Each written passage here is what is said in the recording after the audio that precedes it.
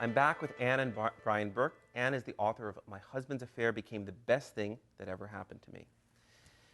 You guys travel North America now, talking very candidly about your affair and how to help people. Before the break, you were saying that what the professionals, what the therapists, what marriage counselors told you sometimes was helpful, sometimes wasn't helpful. What was helpful that they told you that you've passed on?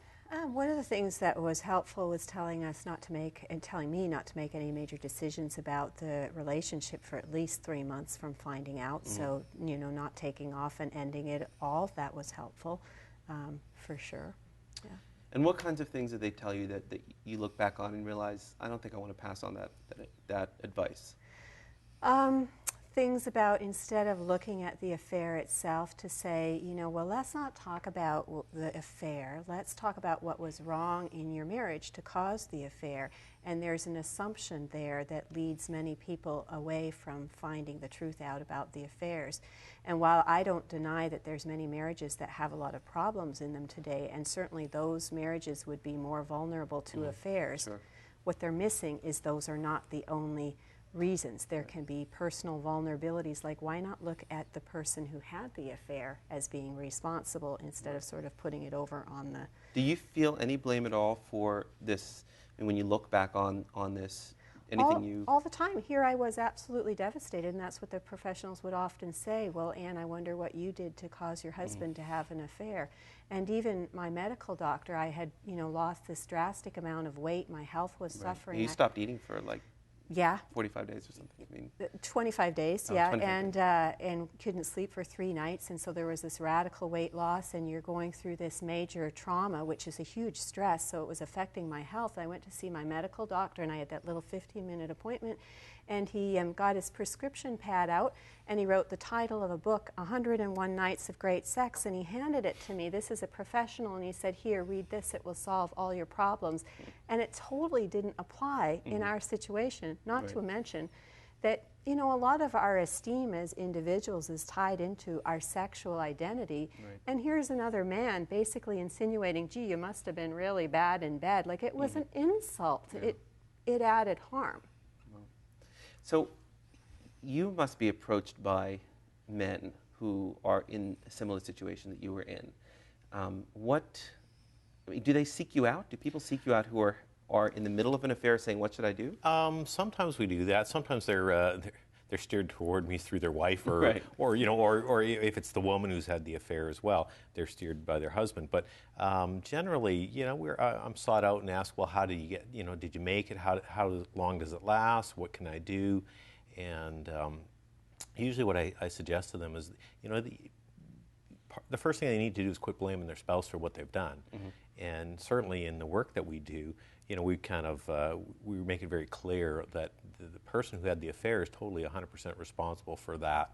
And no matter how bad their marriage was, or how messed up things were at home, or whatever was getting or not getting, there's other ways to change a marriage without having to go having an affair. So, but a lot of the people do seek me out and just wondering what they need to do, and I really try to help them and steer them in the direction of what they really need to be looking at within themselves, and not looking at all the external things as to, well, my wife didn't do this, or or my relationship was, all these things were missing in it.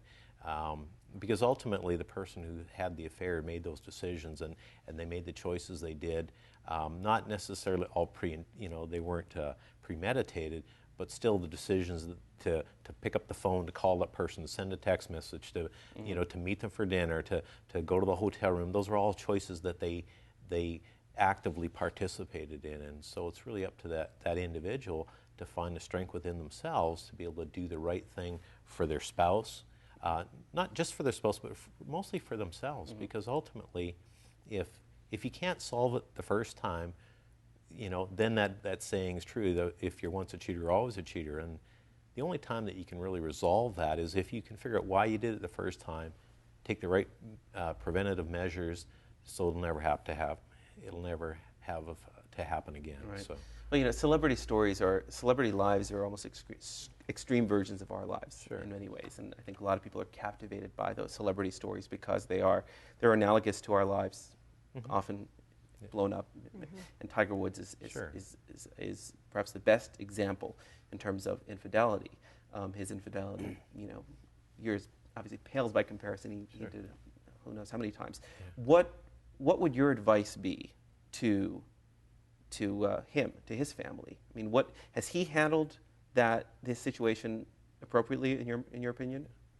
A lot of it's been behind the scenes, so you know, so you got to exactly. wonder, you know, what has been happening, and I feel bad for them because I think something that would multiply it and make it more difficult is the fact that they, you know, I mean, I can't even imagine what it would be feel like you to have been in that devastating that, moment and to be chased by paparazzi in my worst possible moment. But definitely delaying the decision of what to do one way or another, seeking help, taking responsibility. And one of the biggest mistakes those who've had affairs tend to make, which we would recommend they don't make, is they do things like minimizing the amount of the affairs. Of course, I think... And that's what he did, right? And then what happens is it gets worse. How can I trust you when you were lying, when you claimed to be telling the truth in Tiger's case, and you lied to the whole world? You know, and and then of course on the flip side, the one who's been betrayed often makes drastic decisions and does things that can't be taken back in their anger. So being able to suspend those responses and think them through. I always say to betrayed spouses, you know, just because your spouse made a choice to have an affair and maybe in some ways lowered their dignity and character by doing so, how does you lowering your dignity as a response make things better? Right. I think one of the things in their situation, and this is what I would probably say to most people, is healing from an affair is it takes two people to do the work, and it's not just the responsibility of one person. Certainly the person who's unfaithful needs to do their part and you know, be 100% responsible. But the work of healing is a choice that both get to make, and not only did Anne grant me that gift of willing to participate in it, but she actually did, you know, she actually had to do some work herself. And one of the things we found in just kind of the work we do now is really to educate people on how to do that together and how to be able to minimize the damage and capitalize on the good things within a relationship. How do you shift to make your relationship better? Because ultimately Anne's book, you know, My Affair, it became the best thing that happened to us because of the personal growth we both learned and that we developed today. You know, today as a couple, we have a better relationship now than ever before. Though it was good before the affair, but I always say to people, you know what, I wouldn't go back and undo all the pain I caused only to live back in that relationship that I had because of where we're at today. And we just have a couple seconds left, but I do want to ask you about faith. You know, obviously religion isn't part of everyone's life, but it has been part of your life. Has it helped you get through this? When the person that I loved and trusted the most in the world had betrayed me in the worst possible way, it was an amazing anchor to know that God still loved me, that God was still there with me.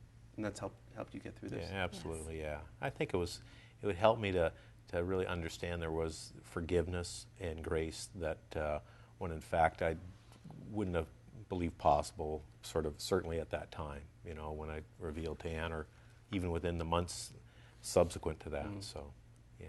Well, thank you so much for sharing your story with us. Great. Thank you for having us. Thank you. Thank you.